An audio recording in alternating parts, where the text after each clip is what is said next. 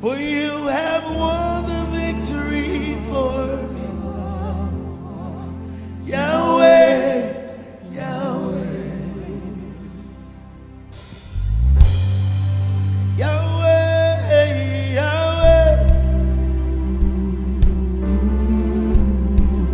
Yahweh, Yahweh.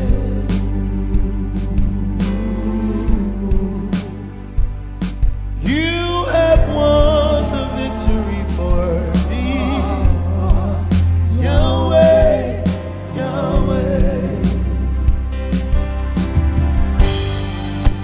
I know I'm a winner, 'cause you're fighting for me, Yahweh. And you will win the victory for me, oh God, oh God. Yahweh, Yahweh, oh my. Said I trust in your word, oh God. You have done it before, Yahweh, Yahweh. And you will win the victory for me, oh God. Yahweh, Yahweh. Everybody from the comfort of your homes, Yahweh, Yahweh. Oftentimes, the challenge of men become the address of men. That there are so many people who address us by our challenges, that they prefer to call us by our problems than by our names. Sarah was not raised in a heathenistic family. Abraham wasn't an atheist. They were believers, and yet they were ridiculed and mocked by many. Mockery happens to be the introductory ground for anybody that is destined for higher heights. Jesus was mocked upon. They mocked him. They spat on him. That was mockery. But before that mockery, he never had the crown of glory. But the address of men is not the conclusion of God.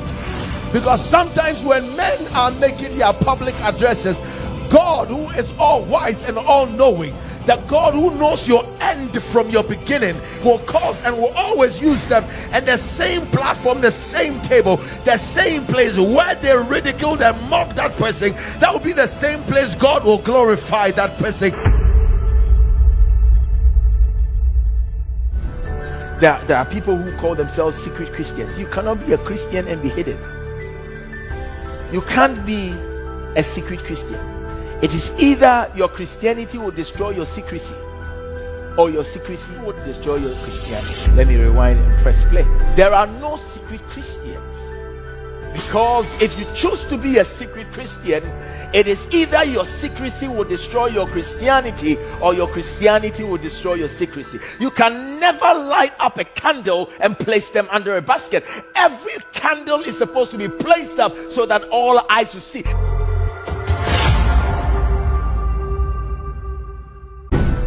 There are people who call themselves secret Christians. You cannot be a Christian and be hidden. You can't be a secret Christian. It is either your Christianity will destroy your secrecy, or your secrecy will destroy your Christianity. Let me rewind and press play. There are no secret Christians, because if you choose to be a secret Christian, it is either your secrecy will destroy your Christianity, or your Christianity will destroy your secrecy. You can never light up a candle and place them under a basket. Every candle is supposed to be placed up so that all eyes will see.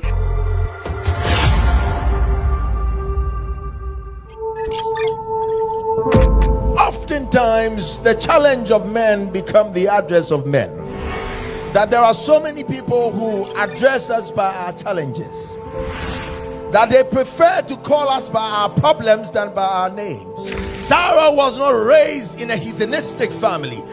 Abraham wasn't an atheist. They were believers, and yet they were ridiculed and mocked by many. Mockery happens to be the introductory ground for anybody that is destined for higher heights. Jesus was mocked upon. They mocked him. They spat on him. That was mockery. But before that mockery, he never had the crown of glory. But the address of men is not the conclusion of God. Because sometimes when men are making their public addresses, God, who is all wise and all knowing, the God who knows your end from your beginning, will cause and will always use them, and the same platform, the same table, the same place where they ridiculed and mocked that person, that will be the same place God will glorify that person.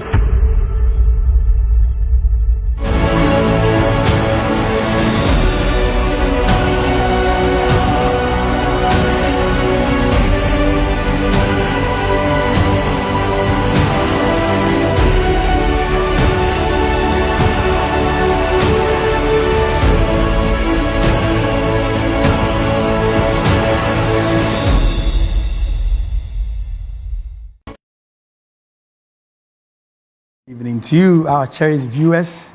Today, 22nd day of July 2020, the year of our Lord, and we thank God for giving us this day. We come your way with another very informative, educative, and exciting discussion every Wednesday, as we always do.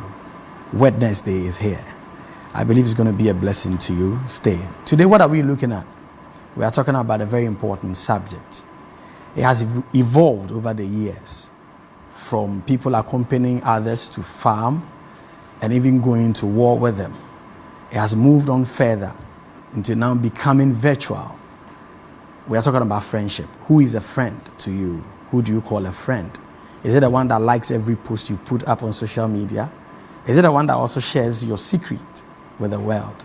Or the one who will support you on any endeavor, regardless of how good or bad it may be? These and many more we want to find out on the show today. We are discussing friendship. And I want to encourage you to send your questions. If you have anything at all you want to share with us, you can send it on the page. We are going to read it. Most importantly, let us know where you are watching us from. And then also, we encourage you to share the video as well.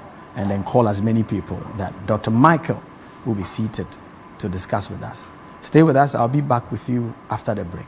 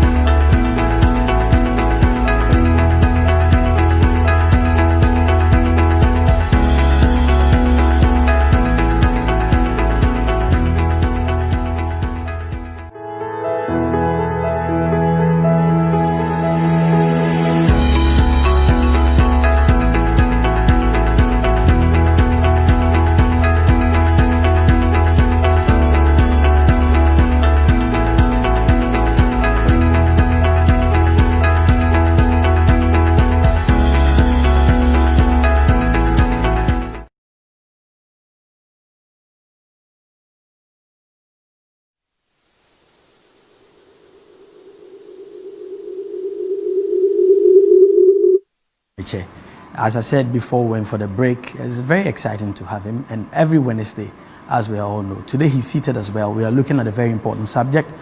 We're talking about friendship, very importantly. There's a kind of friendship that, very profound one, very deep for that matter.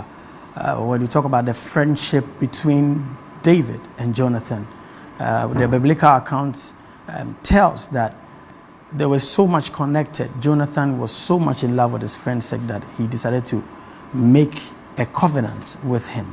I want to find out who a friend is today. And as usual, Dr. Michael is seated to help us get into that.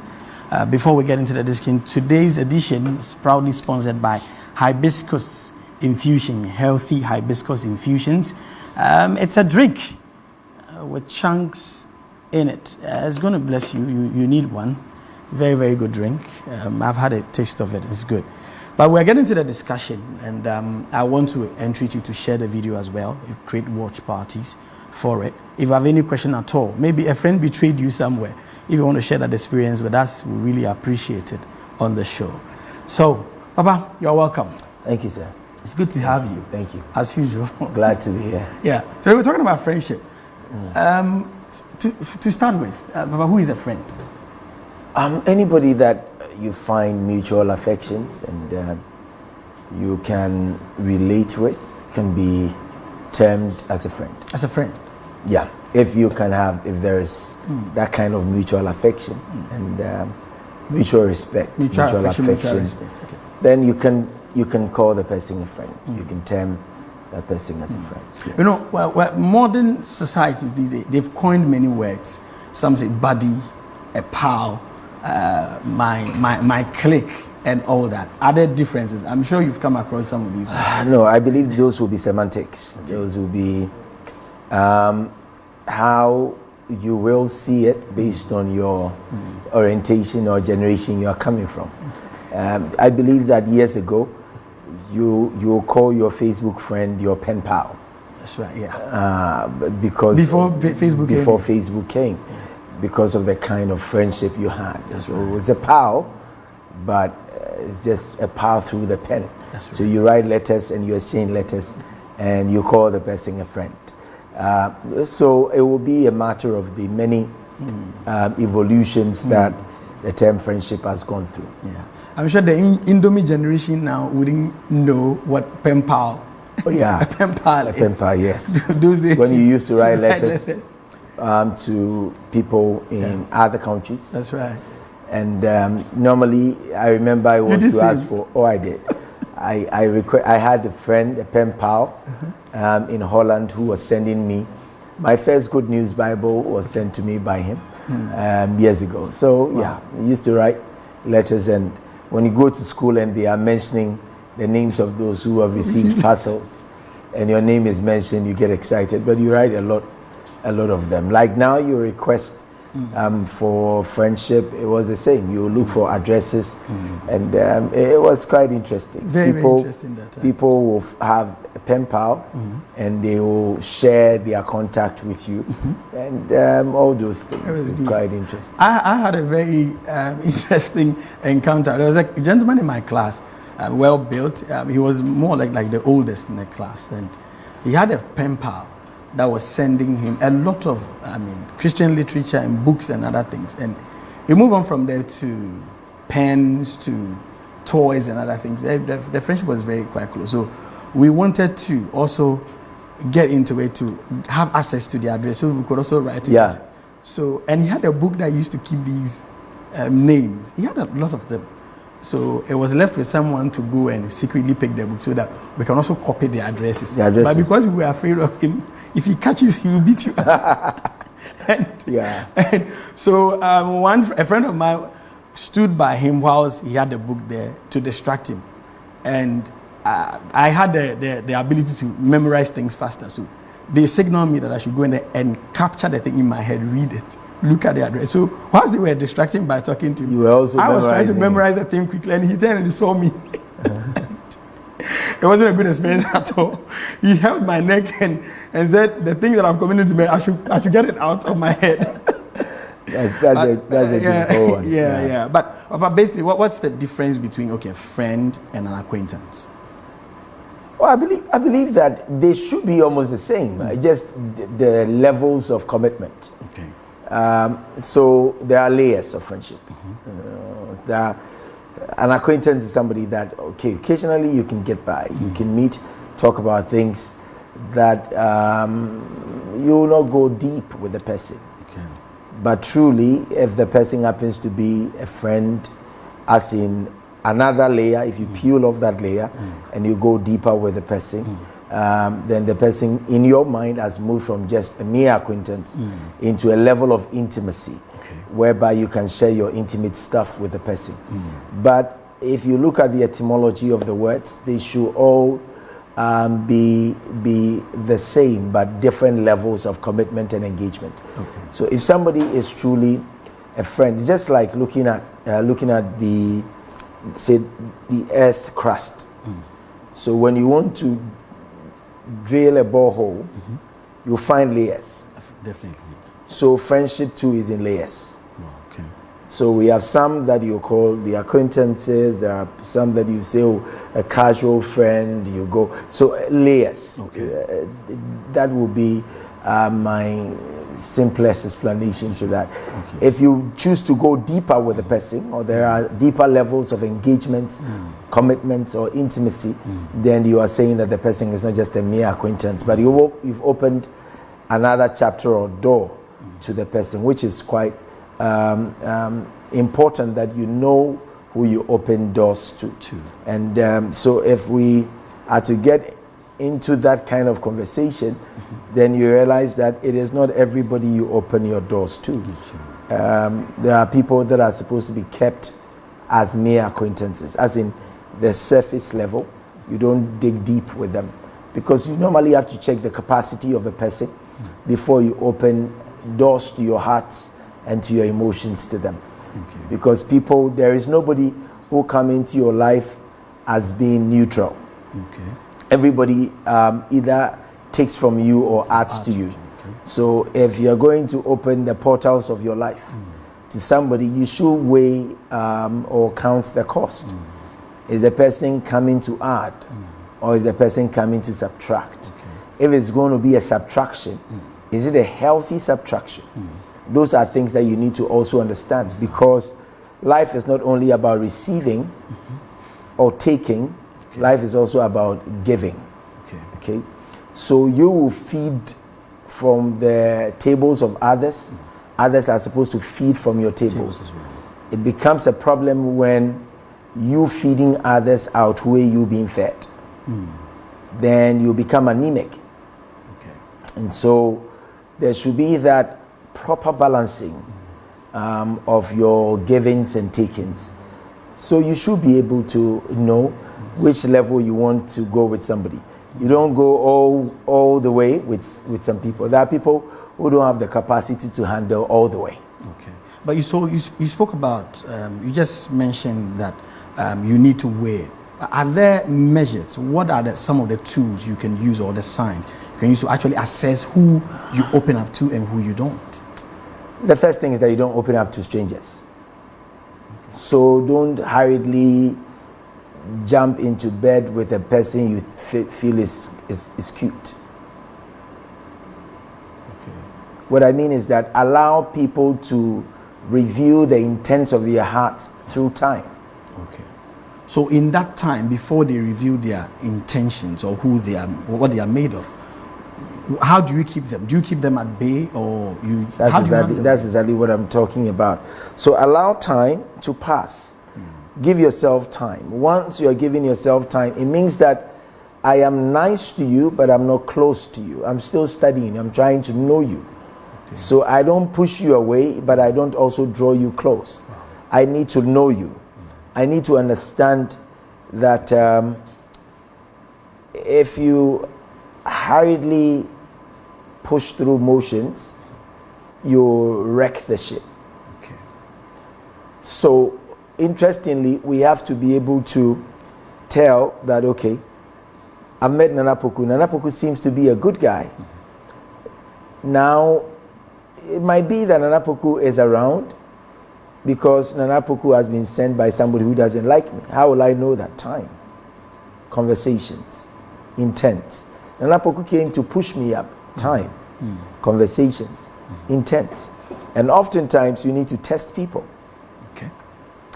I told somebody that the best way to know whether somebody is a good man or a bad man, a good woman or a bad woman, a good friend or a bad friend, is by telling them something that is not true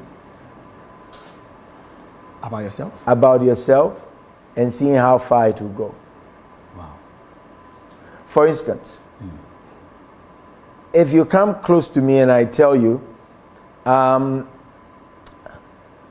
thinking of relocating to Mozambique,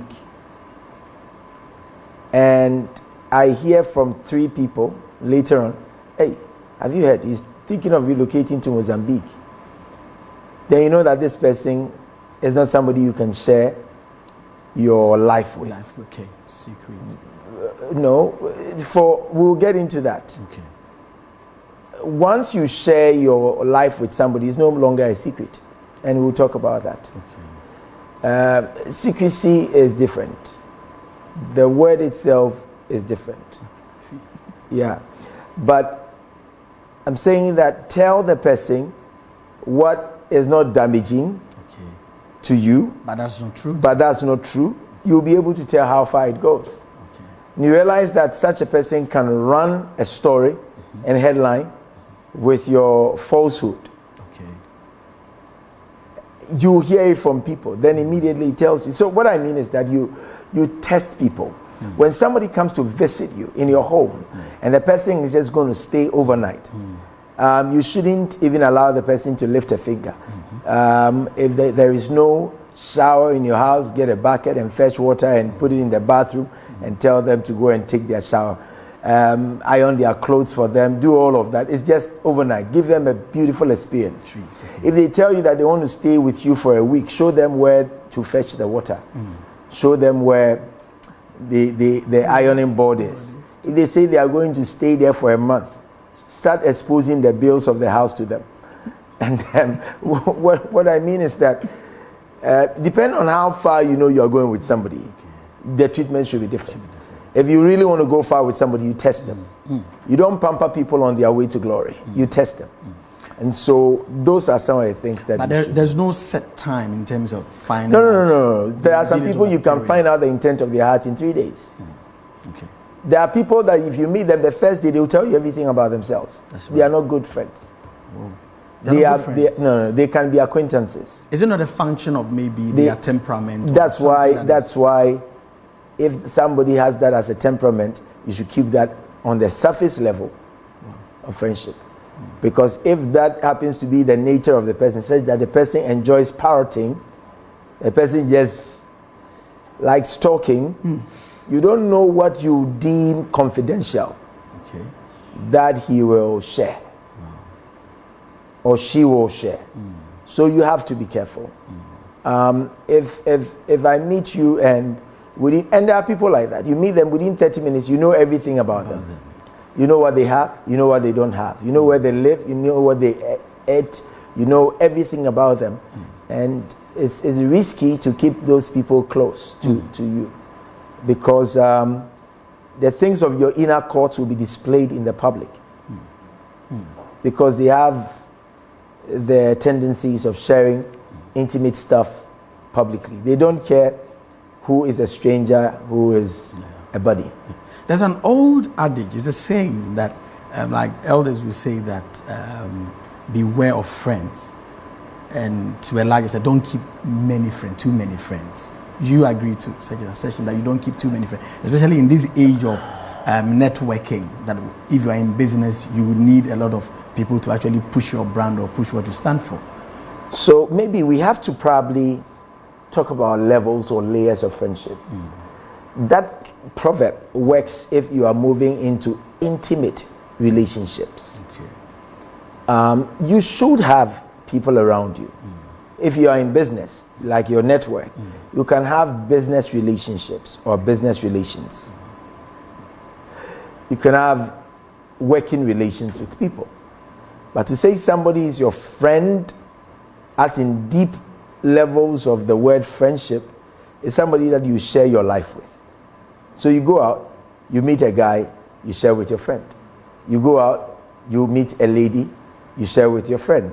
You go out, somebody promises you, the first person you pick up phone to call is that friend. Oh, you know what, I went out and I met a guy, he's so cute, and the guy expressed interest. Oh, I saw him and like that, and I saw the lady. Of course, ladies do that. I believe some guys also do that. They meet and they talk about girls as well. So it cuts for both.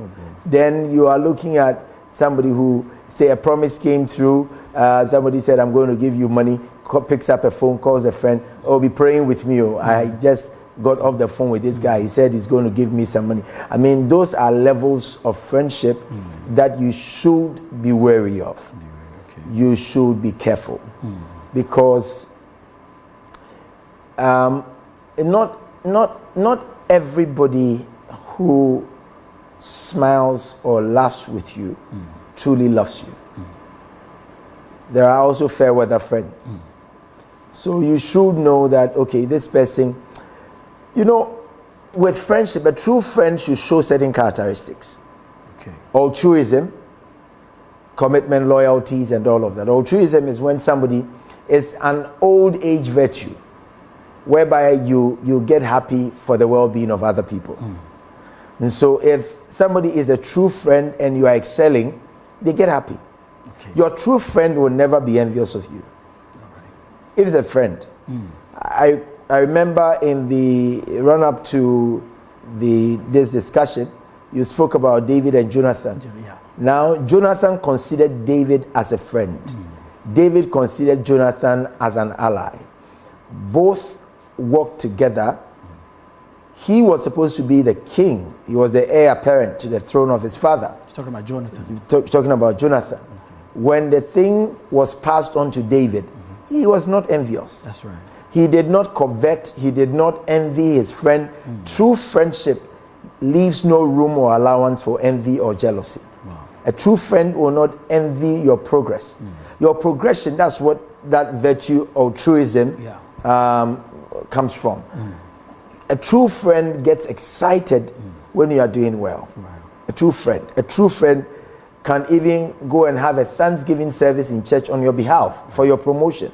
That's right. A true friend will have a Thanksgiving service in his house, prayerfully thank God for 30 minutes, for 1 hour, because his friend had a breakthrough, her friend had a baby, her friend got married.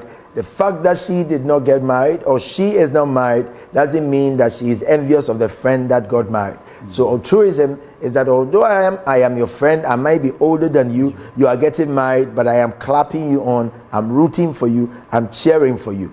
That is what true friendship is. If the person doesn't show loyalty, commitment, and the relationship is lopsided, or of course, if you get into it, you realize that adage or that proverb becomes interesting if you consider that there are people who, even when you pick up a conversation with them and the conversation is not something that they want, they can go cold. When you are sharing a praise report or something happened to you that you want to share, they can kill that conversation. If they will go cold on you if you need them. If you call them and it's about something you want, they won't even attend to it. So these are all things that you can be looking out for. You should have your antenna for discernment up to be able to pick out the signals that people will be transmitting quietly, because the mosquito knows how to pick up signals. That's right. All the insects, they know how to pick signals. When to attack, when not to attack.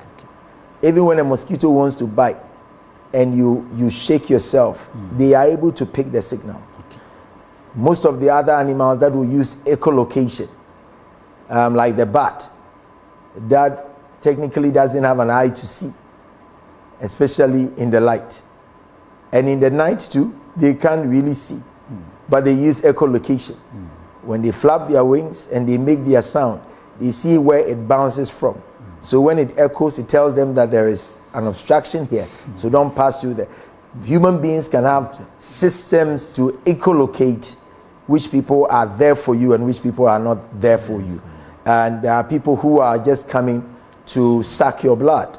So you will have people who will come as friends, but they are vampires. They are there for your blood. Your blood is probably your money, probably your beauty, probably your intellect. Probably they know that you have something that they want, and that's what they want to feed off. But quite apart from that, you should be mindful which people you really open your doors to, because it's not everybody who hugs you or who kisses you that loves you. Wow. Jesus was betrayed with a kiss. That's right. So a kiss is not an enforcement or an endorsement of love. A kiss might be a sign of betrayal. So you should be careful. Wow. The fact that somebody is tongue kissing you doesn't mean the person is madly in love with you. The person might be showing the devil that I have the person in my pocket. Wow. And so, so you have to be mindful. Wow. Well, folks, if you just logged on, you are on Wednesday with Dr. Michael Boadi Nyamekye. We are looking at friendship as a subject. Very important topic to look at. Many people complain, talk about fake friends here and there. Papa has been taking us through, but just by way of trying to recap on some of the points, he says that it should be on levels. I mean, you don't meet someone today and open up your doors to. There are people you meet them in 30 minutes, you can actually tell their whole life story because they open it up to you. And it's not the best. You should be able to allow also time to identify or scrutinize who you can call a friend actually. Also, he also made mention of altruism. So we are learning a lot on the show today.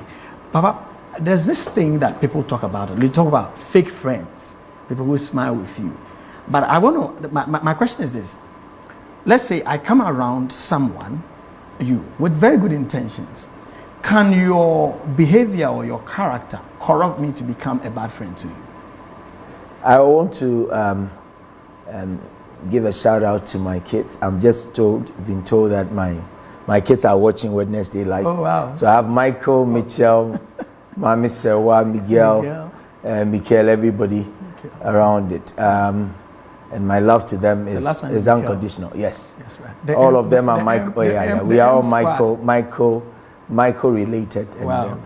My first child is almost it's taller than I am. I was going to say almost my height, but just trying to steal some points. But okay. So guys, we'll talk after the show.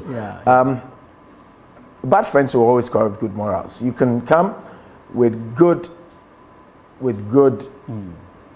character, good heart, but once you get in contact with somebody and the person doesn't have good character, it will corrupt you.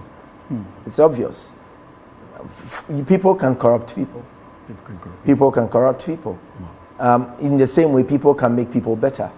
Okay. So people can corrupt people.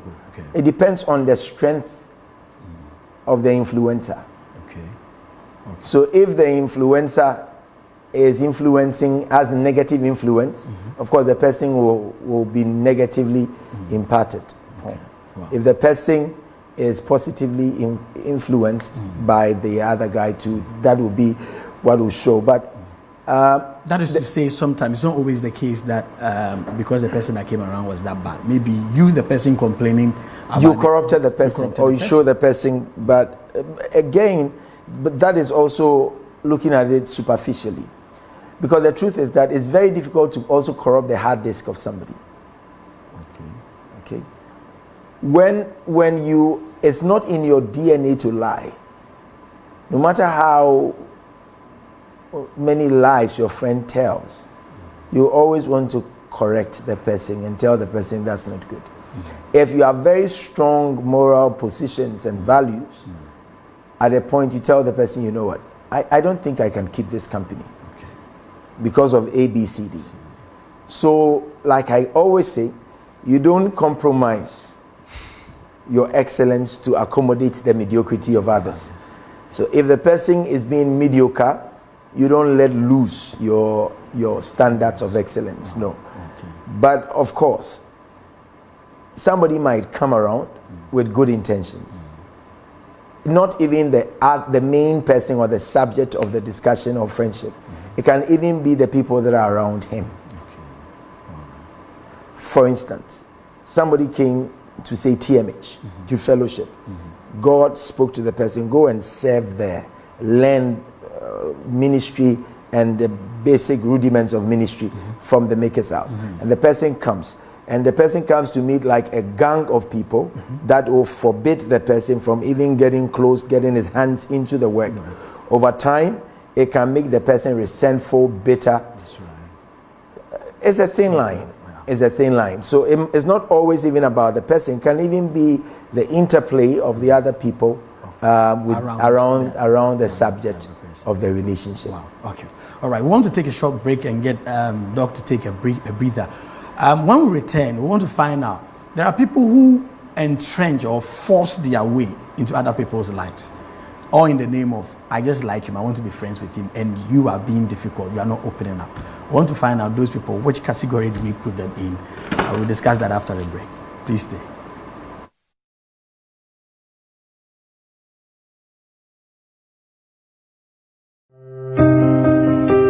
When the favor of God visits a man, it brings visitation upon the man. God visits people based on where they are going, not where they are. An angel had visited Mary, and when the angel visited Mary, the angel came with a salutation that was strange. Said, Mary, you are blessed amongst women. And yet, at this point, the lady was only a teenager. When God manifests himself in the lives of an individual, God is not considering their current state or status. God is considering where he's taking them to. And so God will look at somebody that people will relegate, people will look down upon, people will not count for anything. And God will slap his grace on them and call them the blessed and the favored amongst women. Don't forget that when God visited Gideon, Gideon was hiding. Gideon was a coward and was hiding. And when the angel had visited Gideon, the angel said, you are a mighty man of valor. Why? Because God will always judge your end, not your present predicament. And when God visits anybody, God changes their identity and their address. Oftentimes, untested faith is an unspoken faith. What really shows that you believe and you walk in the tenets of your proclamations and affirmations are the various degrees of tests that you'll be subjected to. Sometimes the minor setbacks are for major comebacks. I have come to understand, God, that sometimes he allows the devil to demolish.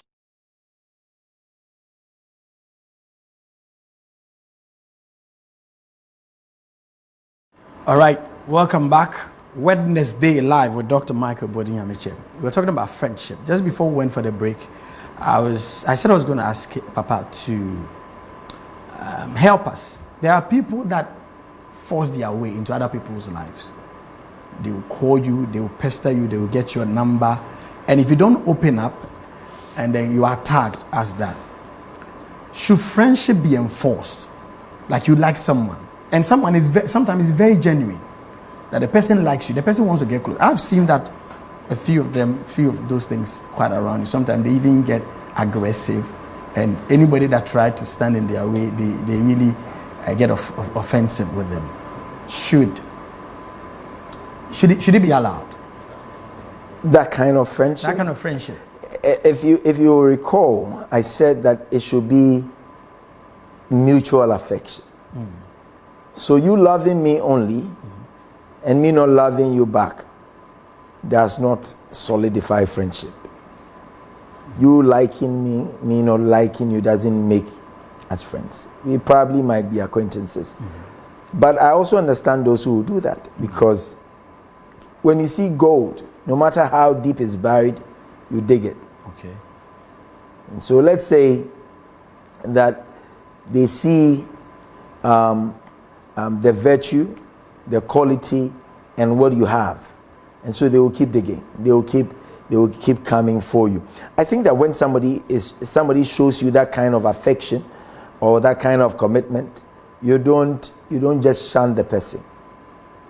Give them time and study them, because most of them are going to be your foot soldiers. Okay. Somebody who will love you that much might be a foot soldier or a warrior for you. So just give them time. They might, if the person doesn't have any, if the person is not stalking you, you know, there are differences. It can be a lady and the guy is pushing and just stalking you. That's different. Okay. But if it's a lady, guy, or lady, guy, and it doesn't even matter. Genuinely, the person just wants to befriend you. You are not led yet, or you don't feel right about it yet. Give them reasonable room. to give yourself that margin of comfort. But I would say that if somebody will love you genuinely that much, to go the extra mile, to push for your attention, you shouldn't just shun them. Give them some time. Okay. Because over time, you might actually see their intent, okay, and why they are there. But there's also another kind of friendship, of course, as seen in the Bible, between Amnon and Tamar, where he wanted the lady. The friend gave him an advice. The question is this: if you have someone who is up for your good, like the person likes you from in all regards, but the advice they are giving is like they are in support of everything you are doing. They can't really look in your face and tell you that this thing is wrong. Are they friends? Are they really your friends? They are friends. They are your friends. But just as I told you, there are layers of friends. So what category would we put people like that in? I won't go deep with such people. You see, if you really... Okay, my wife is my friend. Okay. Dr Boadi Nyamekye. She is my friend. She's my wife, but she's my friend. I think that I can live with her even if we were not married. As in, she could be my friend even if we weren't married. So the marriage itself is built on friendship. Okay. Now she is such that if I'm doing something that is not right, it's beautiful to hear this. she will call me. Okay. She doesn't mind doing whatever she has to do, whether she will... she won't give you peace until we hear. You have to hear her out. Oh. Now, I am very stubborn, and she will always say, you are stubborn. I'm a very stubborn person. I'm normally set in my ways when I want to do something. So she will make sure that she gets your attention. Okay. And if you don't listen, she knows one or two people that can add on to the heat. Okay. So I enjoy having conversations with her and living with her and moving on in life with her, because she is not going to be a yes man around. Okay. Before she says, she is not like me. Okay. She will analyze everything, risk, do all of that. Very analytical. Very analytical. I am not like that. I'm not like that. I can take risk. Okay. That's why I do business. That's right. Those I always tell her that she's not a proper co. She is not an entrepreneur. But very analytical, very detailed. No, I'm very detailed. When I want to do something, I will make sure I cover every blade of grass. Nothing will go unnoticed. No, that one I won't do it. Ken will tell you, we've been doing some businesses and all of that. It's difficult for me to say I'm parting with a dime. Oh, okay. Until I know and I'm comfortable about all the other things that need to be done. So that one I'm careful. But she will be able to tell you that, okay, you want to do this. For instance, there is a major thing that needs to be done. Mm-hmm. I wanted to handle it my way. You call me and say, you can't do it. What I mean is that you have to, if you want to be a leader, and if you want to rise to the top, you don't surround yourself with people who sing hallelujah to everything you say. They should be politely. My wife has never been disrespectful to me or rude, never. But politely, the person should be able to tell, you know what? I think the intentions are good, but the method is wrong. And not just question the method, but propose alternative methods. You need friends like that. You need a friend. There is a friend that I have who always watches me. And after every program, I like the dress you were wearing or the shirt you were wearing. You know, this brings you out. The other ones make you down. I like this kind of shade. This looks good on you. So you need, it's not somebody who will clap for you even if you are making a mistake. You don't need those people only. You need cheerleaders, because even in a football match, the good supporters are the ones who, even when their team is losing, they are making noise for them. Like a team I know. So there is a level. Okay. So the fans that will be the cheerleaders are good for the game, but they are not good for strategic decisions.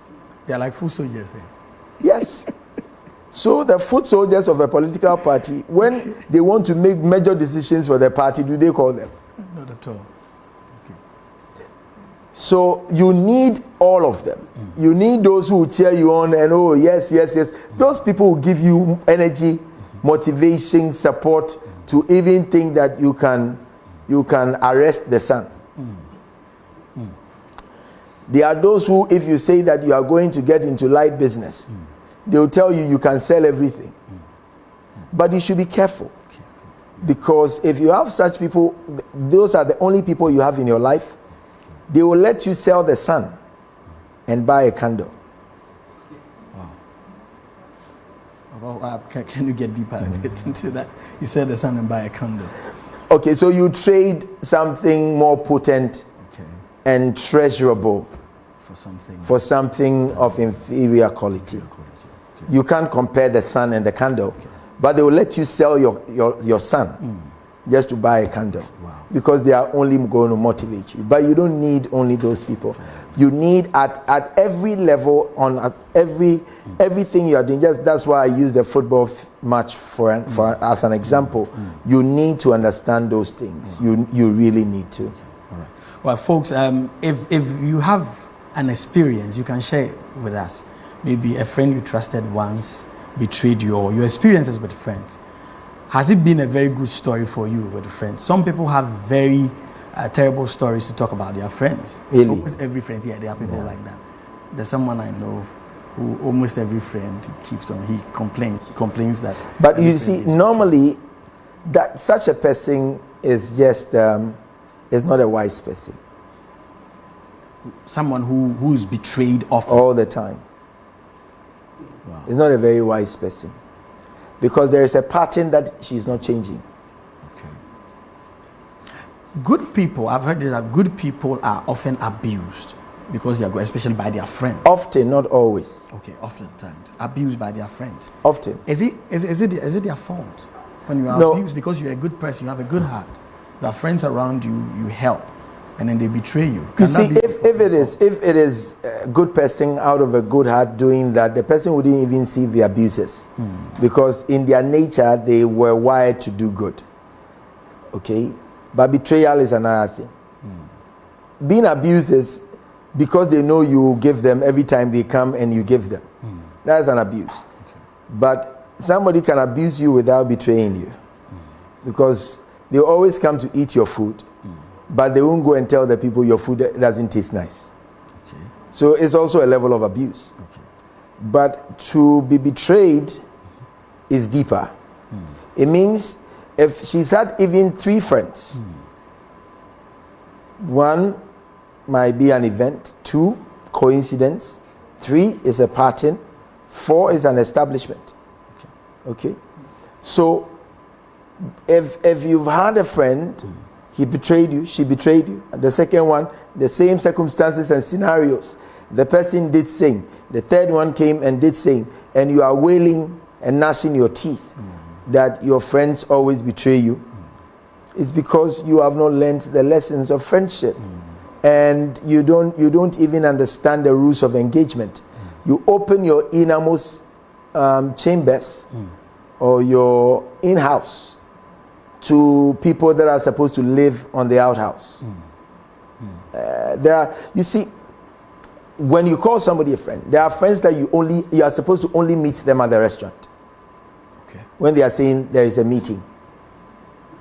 Okay. You meet them probably at the train station and you talk about it. Or the McDonald's or wherever, and you talk about it. That's all. That's it.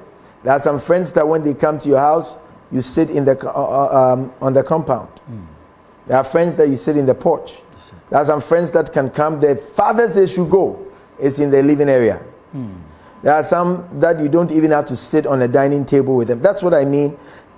Your ability to compartmentalize and divide levels and realms of relationships and friendship based on the maturity of people is very important. Okay.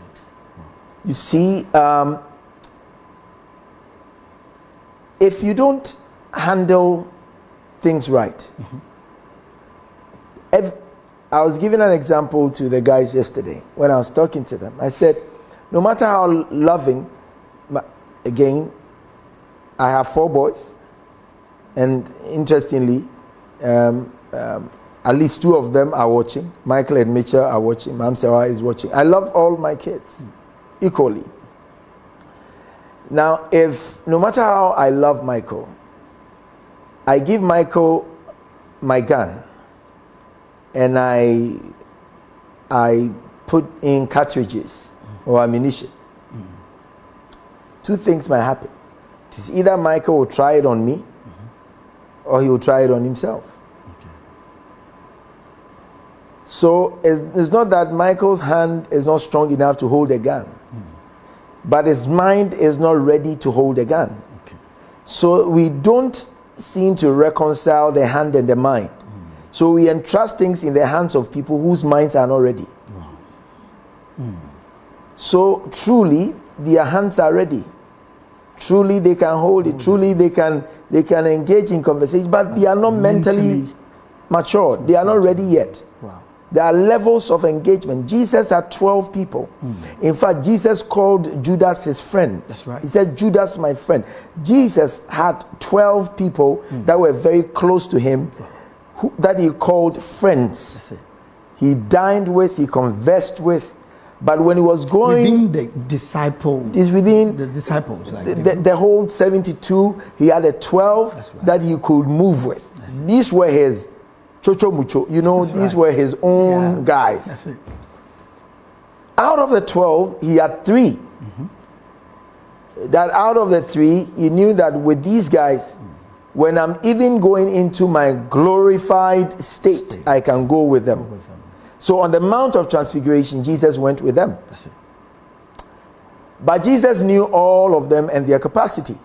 So when he was leaving the earth realm, he left the mother to one. That's it. Because Jesus knows, he has weighed them. He knows that Peter is a good guy, but Peter's domestic life is questionable. So I can't leave my mother in the hands of Peter. But if I leave my mom in the hands of John, That's right. supposedly the disciple that Jesus loved or who was in the bosom of Christ, Jesus knew that this guy loves me so much that whatever love he has for me, he will extend the love to my mother. If you love me, you love my dogs. So you should be able to tell, not just because they are around you, you should be able to assess. They might be ready with their hands, but are they ready with their minds? Are they mentally ready? Because the reason why we normally get betrayed is because we open mental things to handymen. Wow. Come on now. So there are people that are not supposed to be, certain portals of deep engagements are not supposed to come to them, but we open it to them because we fail to evaluate their potentials and their level. So you open your life up to somebody who can help you. Somebody who can empathize but cannot change your condition. Somebody who can fill your cup but cannot change your condition. So we have a lot of people like that in our lives. And we give degree certificates to kindergarten kids. That's what is happening. And so because the person couldn't handle it, you feel betrayed. But it's not him. He didn't have the mental capacity to do that. Your phone that you buy, no matter how expensive the phone is, the child who is 3 years old that is playing with the phone doesn't know how much you bought it, does not have value for money. So although the child loves you, the child can hit the screen on the floor and break it, and you will have headaches.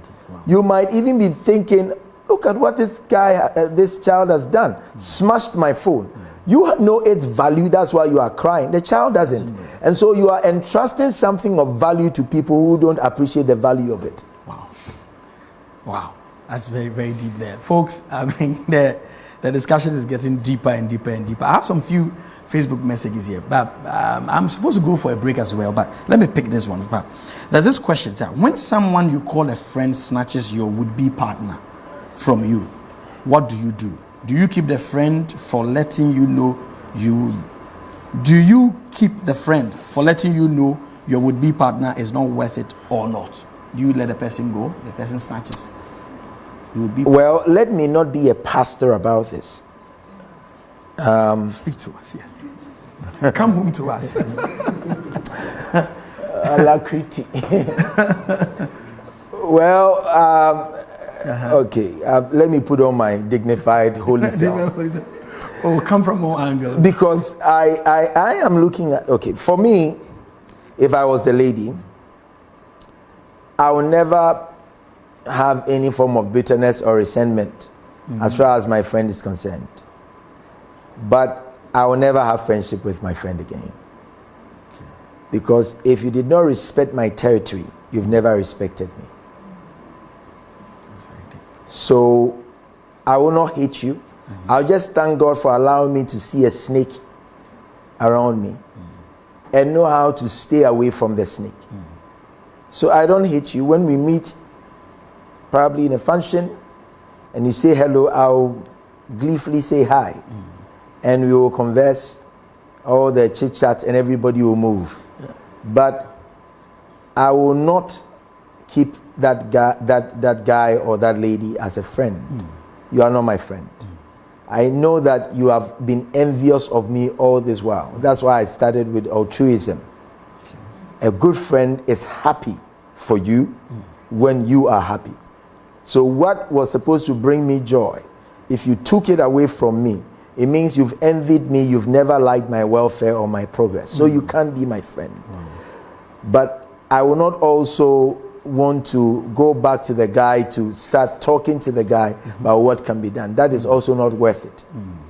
Because if the guy could stoop that low to go after somebody that you probably introduced as a friend, then the guy is not worth your time. But don't get worried, don't get worked up. If it's a real case, I would say that the person shouldn't get worked up. And the reason is one. Whatever a man sows, he shall reap. So another friend of hers will snatch him. Okay, Papa, so what is the place of forgiveness in friendship? Does that mean that when someone offends you as a friend, or if it goes you see, I preached on forgiveness in church. I know that not everybody on this page right now watched it. Okay. But I said that forgiveness does not necessarily warrant reconciliation. Okay. Did you hear that? Forgiveness does not necessarily warrant reconciliation. Wow. So the fact that I've forgiven you doesn't mean I have to eat with you.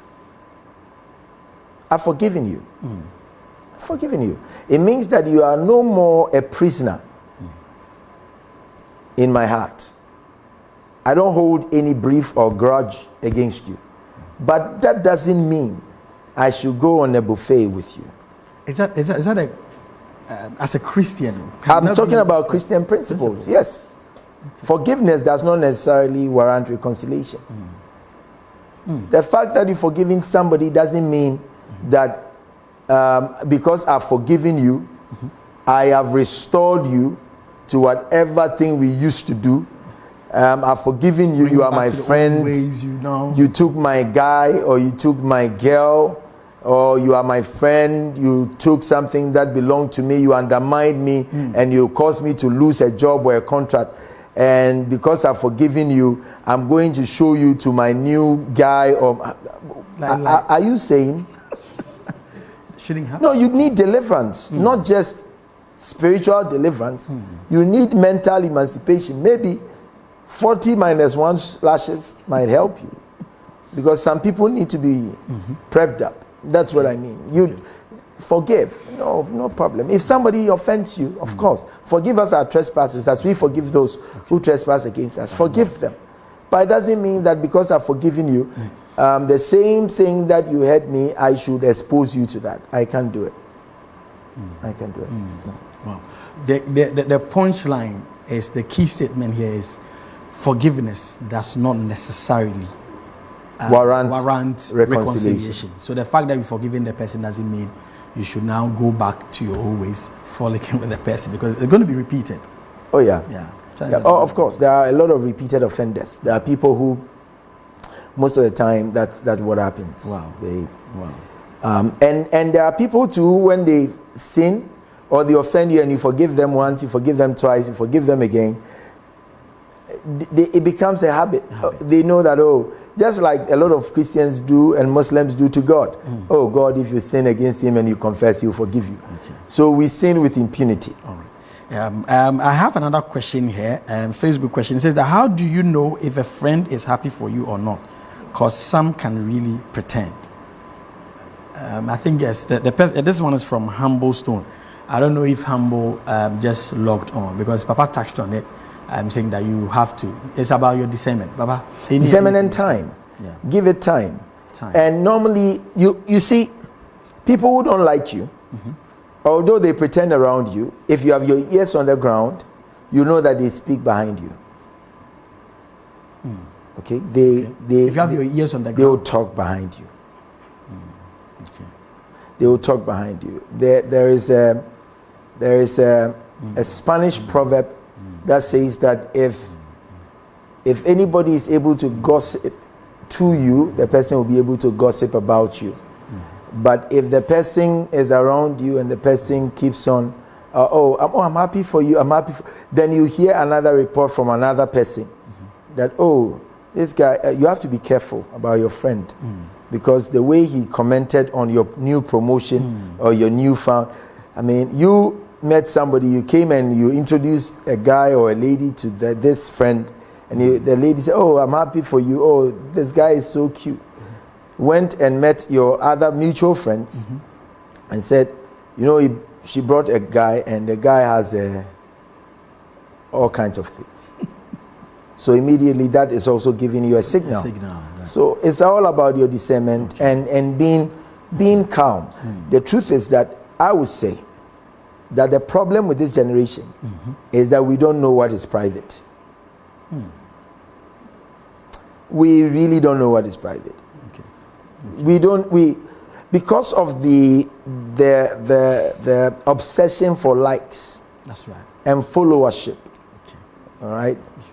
I have 1 million followers on Instagram. I have 600,000 followers on, what is the other one? Snapchat. I did a post and I had 10,000 likes and I had 5,000 comments. Those things. It's eroded privacy. People don't have privacy. So people will do anything for likes or for. But the fact that somebody, an unknown person, clicked a like doesn't mean you are likable. Wow. Okay. You should be able to get to know that. And most of the people around who will come, putting a lot of us, a lot of the people in this generation, everything about them is in the public. And you are saying why you can't get married. Are you dumb?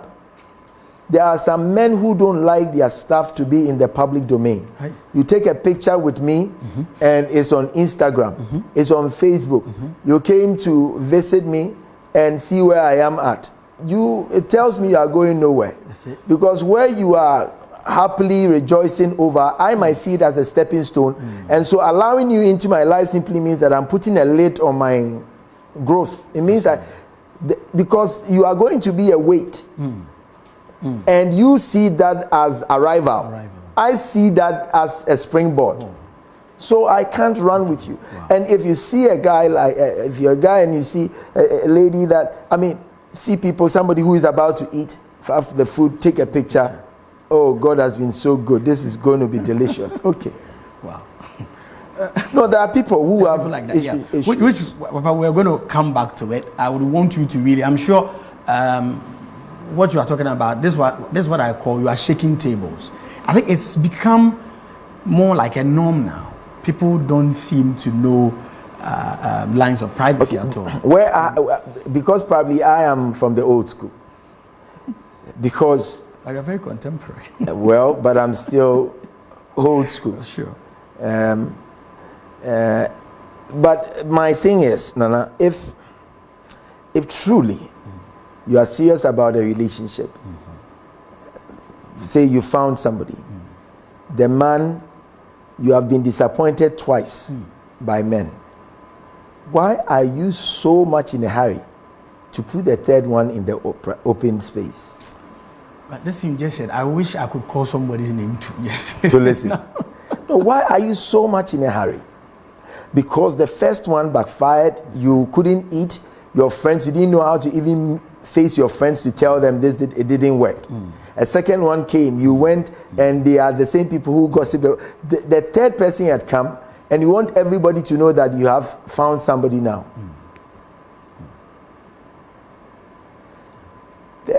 You should know that there are some things that are shared mutually, exclusively by two.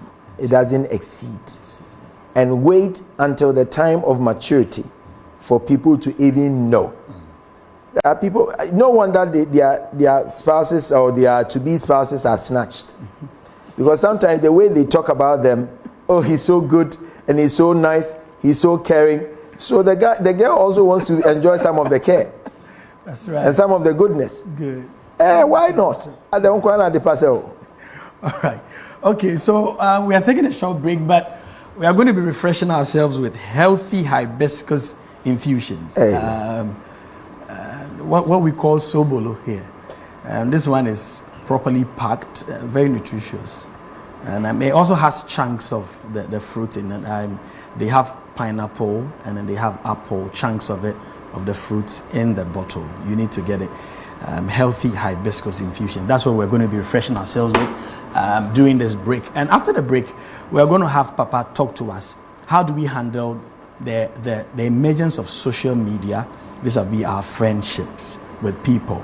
Now, we built virtual friendships to the extent that people are so well knit virtually on social media without knowing themselves. How do we balance these things? Because it seems to be a greater part of our lives where people live there. They live on social media. They have lots of friends there. But when you get close to them, you realize that they feel very lonely. They have issues. We are going to be looking at that after the break. So please stay and we'll get back to you.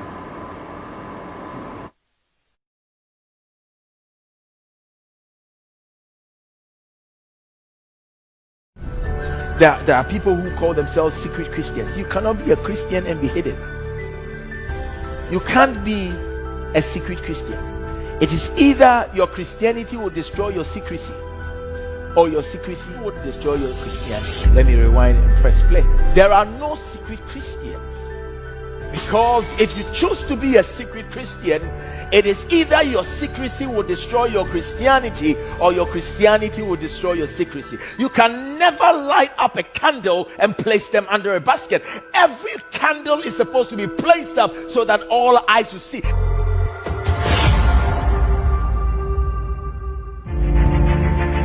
God, when He wants you to move to your next level, He will always put your faith on trial.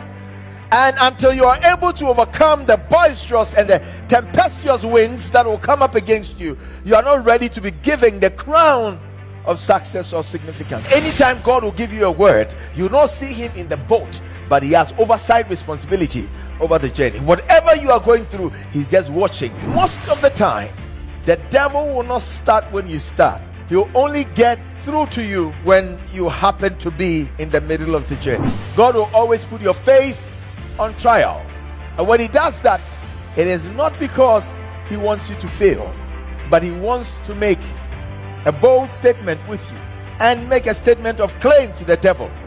And anytime God is making boast of you, He is putting your faith on trial. God, when He wants you to move to your next level, He will always put your faith on trial.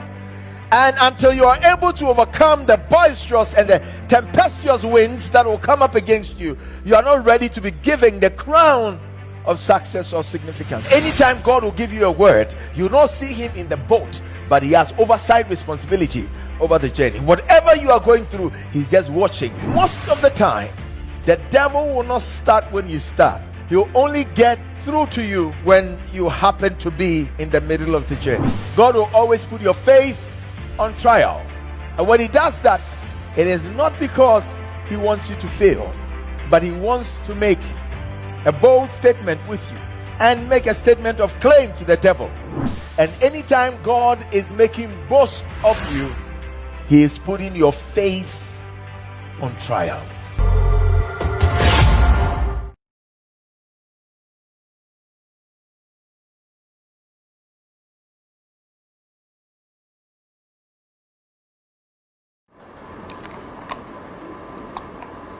All right, welcome back.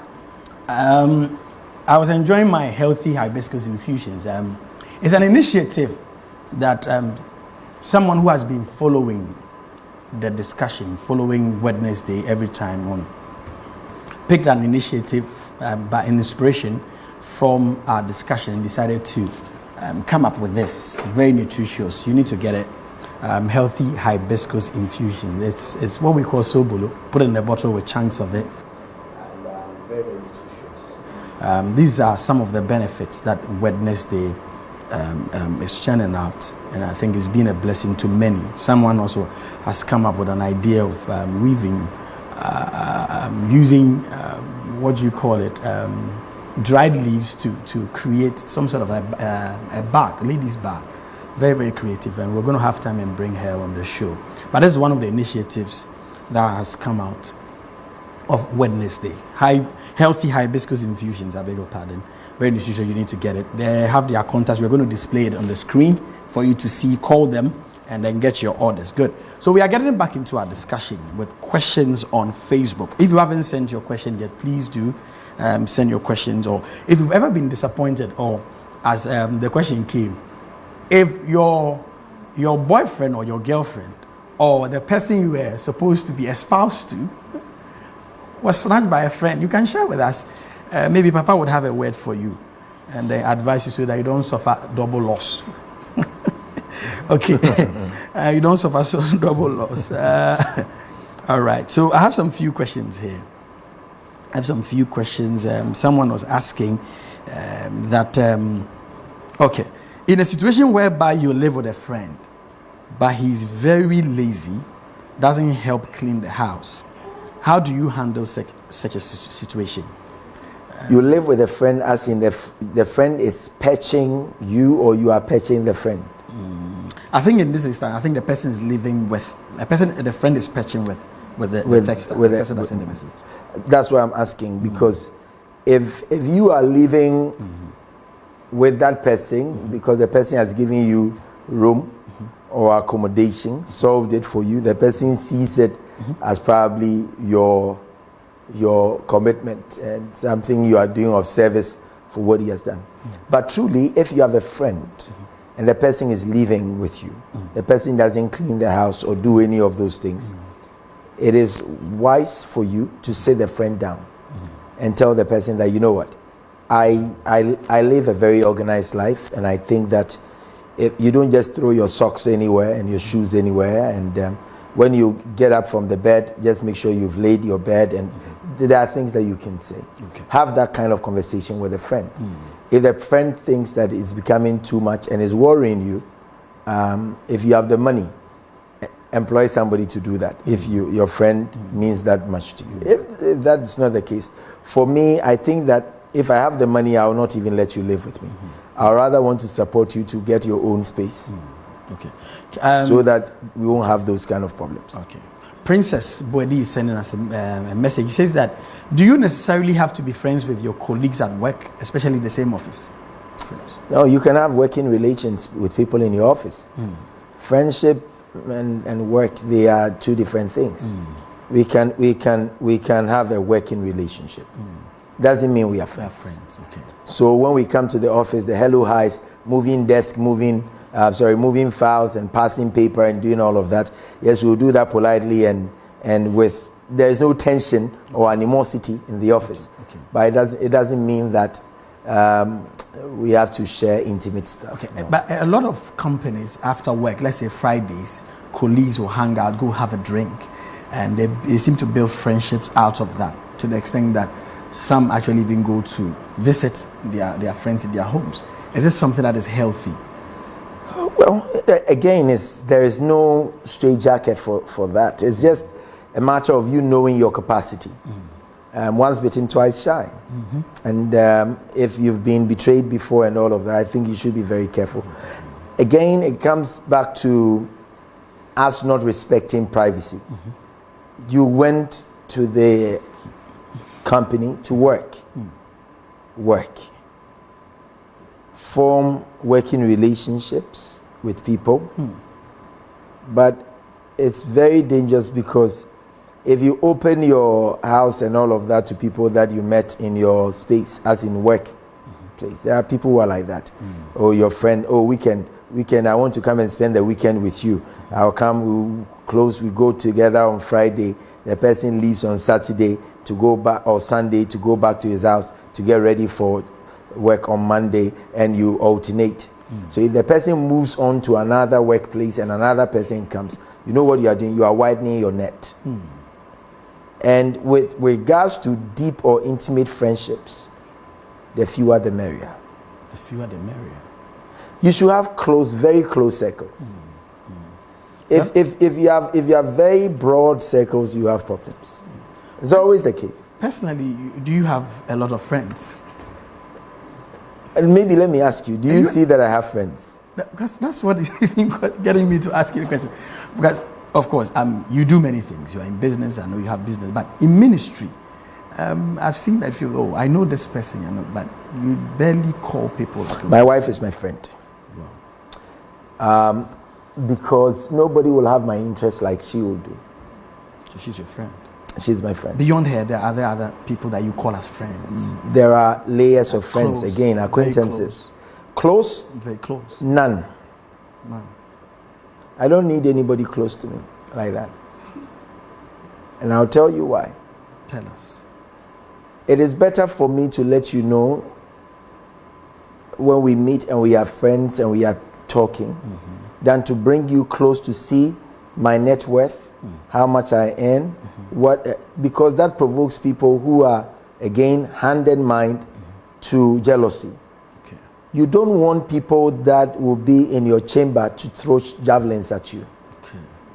Because most of the people that we draw close, they are the ones that throw the javelins.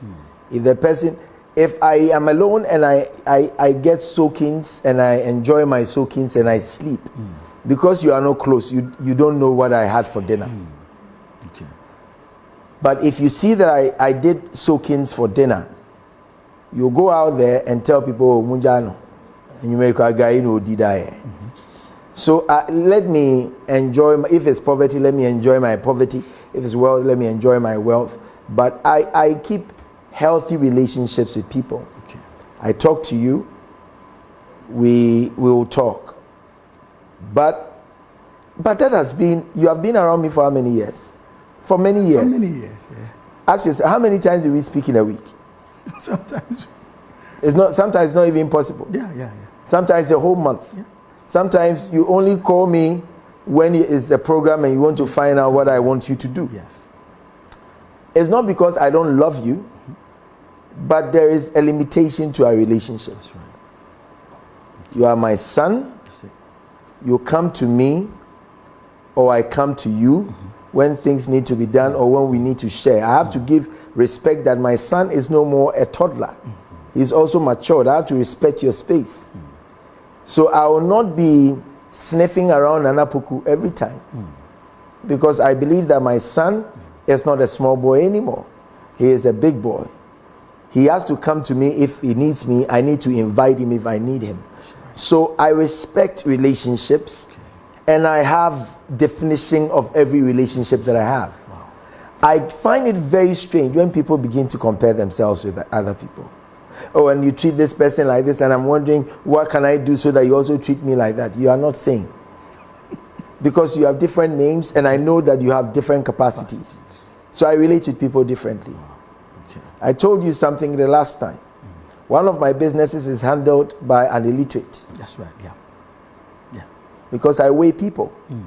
That business, if I get a first degree, a master's holder, a PhD holder, or a professor to handle that business, the person will mess me up. Because technically, I should understand the business, and I should understand the qualities of the people that are around, and do what is called the person job fit or match. So I see that with this job, I need somebody who can go as crazy as because most of the people that in that business you deal with are the illiterates. That's right. So why do I get a literate to speak the language of the illiterates? They won't understand him. So let me get somebody who can speak their language, fight their battles with them, and do all of that. You should be able to tell. But what I mean is that, so I know how everybody is, what everybody has, and I relate with them like that. There are some people, when they come, oh, Unia, oh, you share, I mean, we've not spoken for a long time. Oh, Charlie, we'll meet soon. Or let's meet. Or so where are you? You know that for most of the people, I don't even know where they live. Wow. Because I have my normal roots. Okay. School, church, home, gym now. Okay. Four places. So I know where you live. That is if you still live where now in Douglas Martin. Yeah. And why now that's it? No, a different place. So I don't know where you live. No, I mean, just making it very practical. Yeah, that's right. You've worked with me, you work very closely with me, but I don't know where you live. Yeah. It's not that I don't love you, but I believe that that's your private space. I can't just, if Nana wants me to come to his house, maybe one day he will invite me. But there is something that I want you to, or if you're around, or if you happen to be in this area, I want you to pass through my house and probably pray for me in my house. That's different. Just very soon when I'm buying my tricycle. Yeah, then I'll come and I'll pass through. But I don't go 3 of my chromosomes. So they are me in miniature bodies, you know. Okay. They are me. I see me in Michael, me in Mitchell, me in Michelle, me in Miguel, me in Mikel. I see me in them. I don't see me in my wife. I see a friend in my wife. Because my wife is carrying the father's chromosomes and the mother's chromosomes. So I'm not in her, but I'm in my kids. So my relationship with my kids are different. You can never have an ex-child. You can have an ex-wife. Okay. Wow. You get that. So that is different. That is with my kids. But my wife is my friend. Like I keep saying, I think that if I do something evil, sinful, evil, whatever, I think I'll be very comfortable sharing it with my wife. Wow. And you're that close, because she knows and she understands me probably more than I do understand myself. Because she does research and tells me this is who you are. This is who you are, you know. Okay. All right. There's a question I think is hinged on when you said that forgiveness does not warrant reconciliation. But this is from Elom Kunka. Elom is saying that the Bible says that God's forgiveness brought reconciliation between us and himself as agape love. Is it true forgiveness to forgive without reconciliation? I love what Kunka has said. Very, very, very, very, very insightful. Kunka, thank you for your question. Yeah, it's just smart for him to ask that. But the subjects are different. God and men. The all-knowing God dealing with the men he knows unconditionally. Okay. So that's where the difference. I'm not all-knowing. Okay. So you cannot. All right, that's very. I'm not all-knowing. Okay. God is all-knowing. He knows what you will do tomorrow. I don't. So I will forgive you and love you, but to sit and dine with you, I'll eat with you, but with a long spoon. Okay. Producer, please kindly, if you can scroll a bit. There's a question I want to. I think it's actually a comment, but I would want Papa to please go up a bit. We'll come back to the social media question, but go up. So, I always get hurt by those I call friends, from Nana Brown. Nana seemed to have a problem. He said always. But is there any advice for Nana? Oh, Nana will be fine. Maybe he has not gotten to his breaking point yet. You know, when you get to your breaking point, nobody will tell you to break away. You get there. Okay. All right. There's please, anytime I introduce a lady to my family, was the family. I think the family. He's trying to say that anytime I introduce a lady to my family, I get disappointed. By who? By the family or by the lady? I really like to marry. Maybe the lady ends up disappointing him. So don't hurry with an introduction. Tell about one or two close people in the family, so that the lady will also be comfortable that at least you are not hiding her as far as the family is concerned. But that grand entrance, take your time.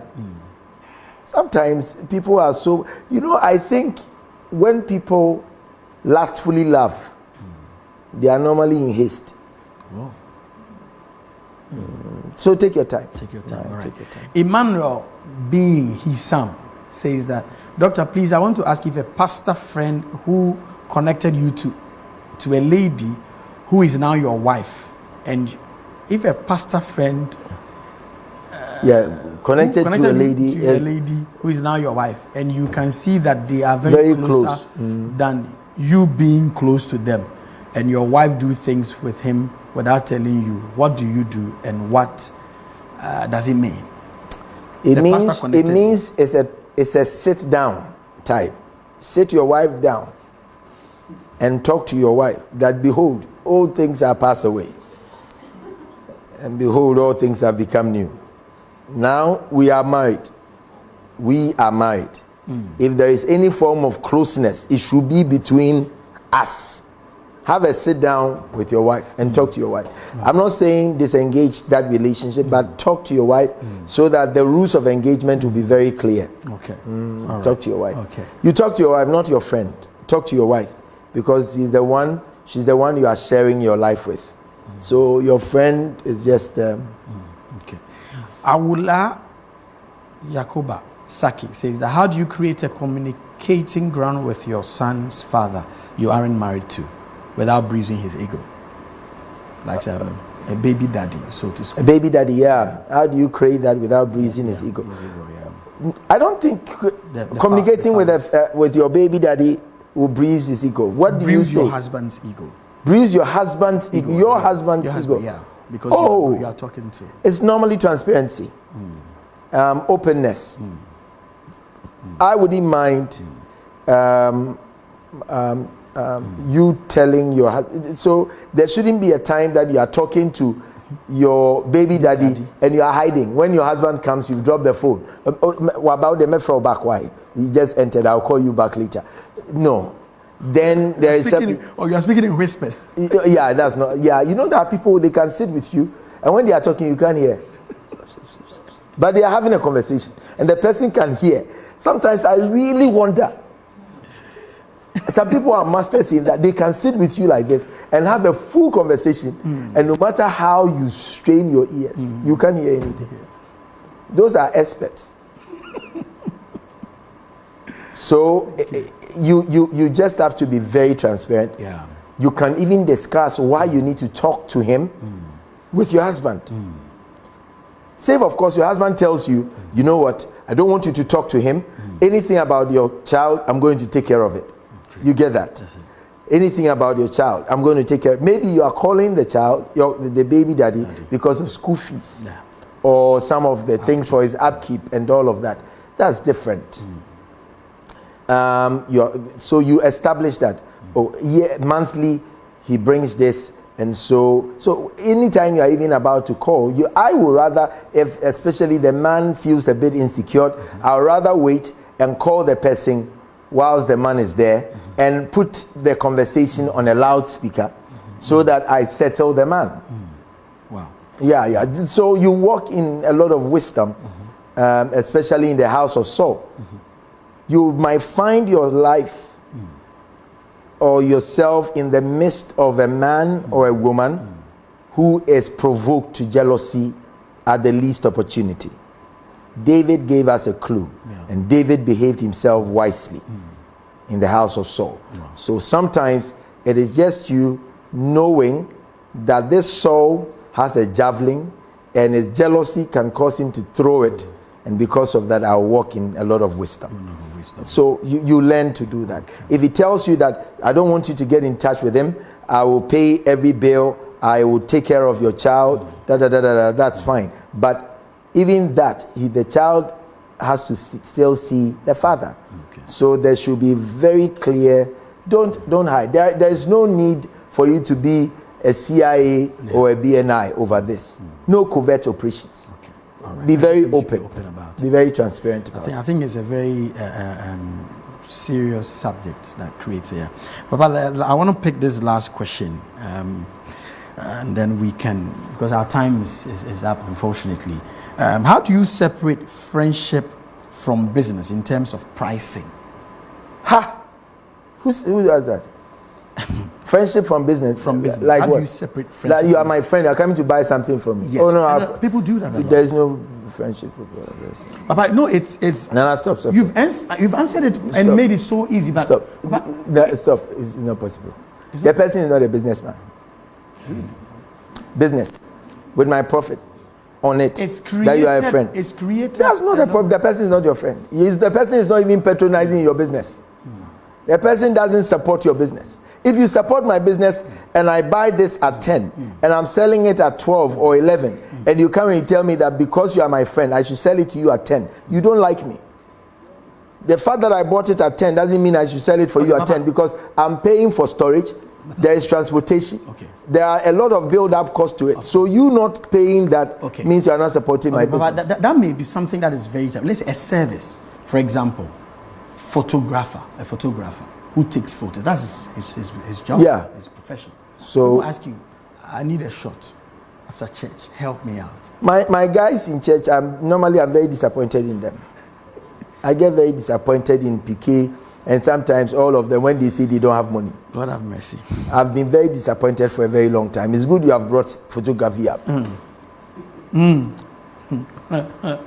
I went to the US some time ago. My wife is watching and she knows this. I bought a Canon 3D Mark IV, or how do you call it? The latest one. With all the optical lenses, all of them. Those expensive cameras. With a Mac Pro for editing and all of that. Everything came to, I think it was about 15,000 US. I bought and I brought it. Okay, my wife led the giving of it to somebody.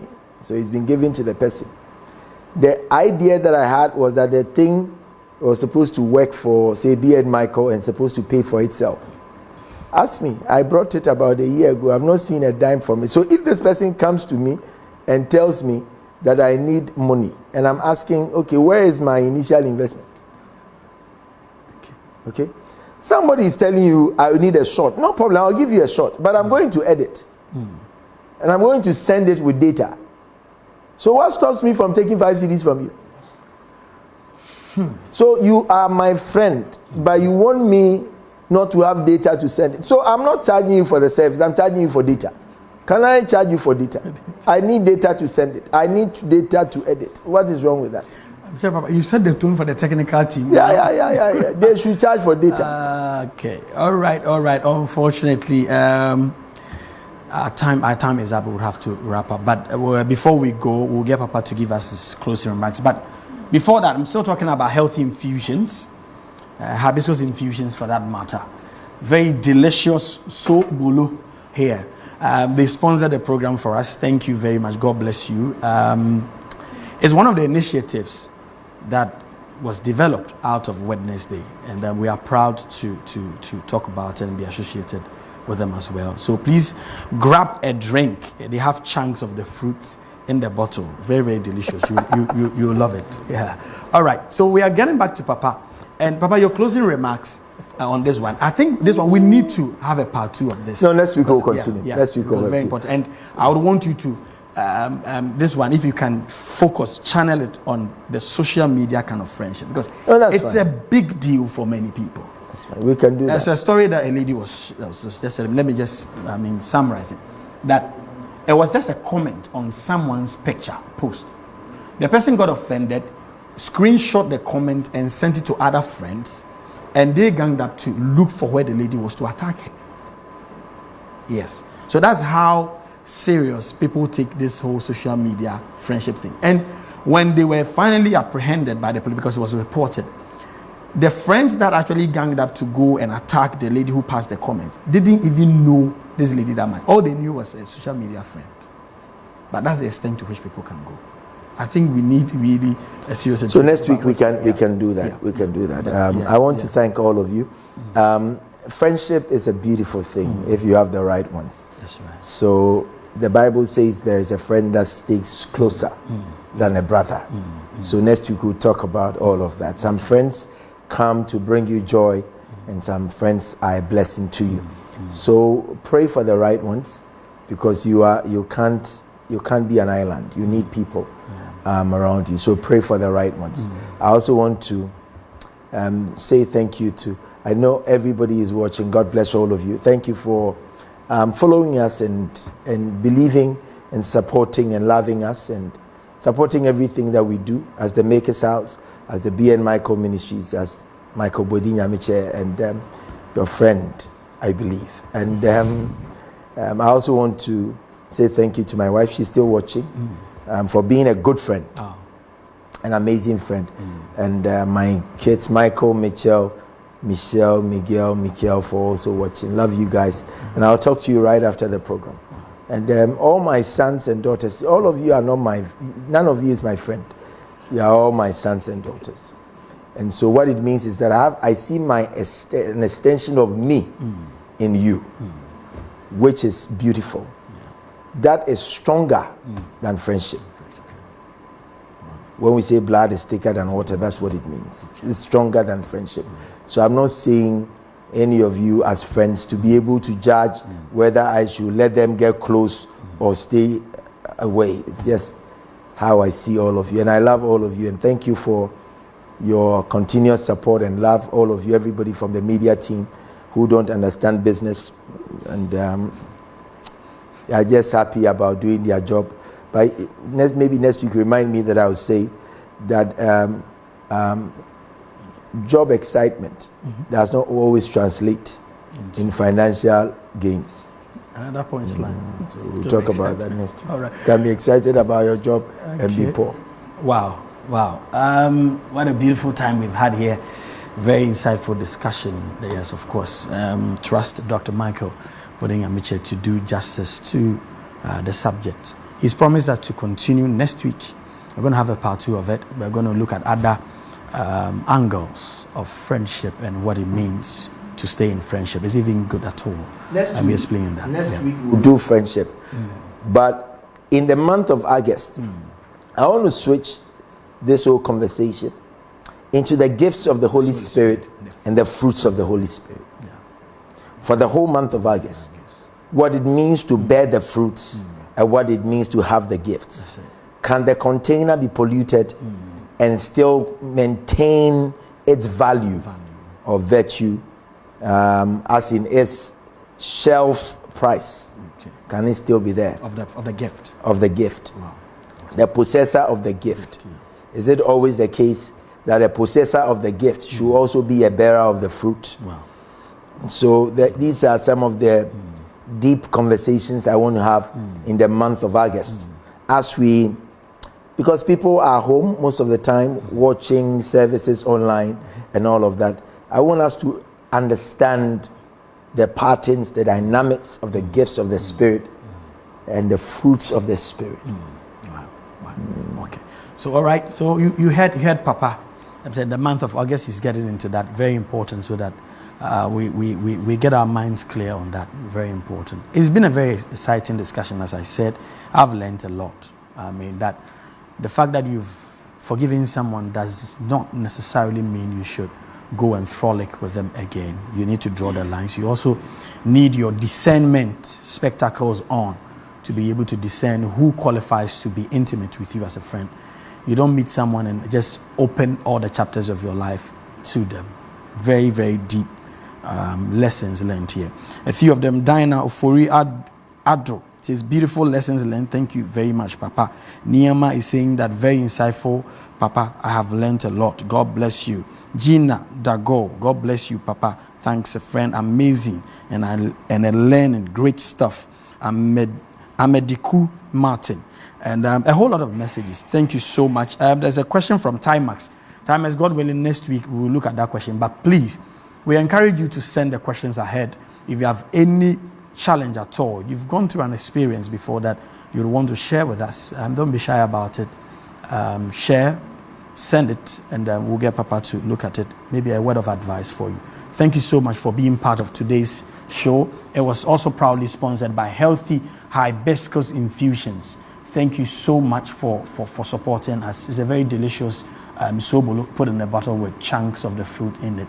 You need to grab a copy and then enjoy it. It's very delicious. God bless you. Thank you so much. Many thanks to the technical team, Mr. John Tete, Mr. Mark Weber Frimpong, Kweku Babyface, thank you, PK, and the team, everyone. Thank you so much. And also our in-house audience that came to support. God bless you so much. Same time next week, we come your way with a continuation, a part 2 of the subject friendship. It's bye-bye. My name is Nana Puku.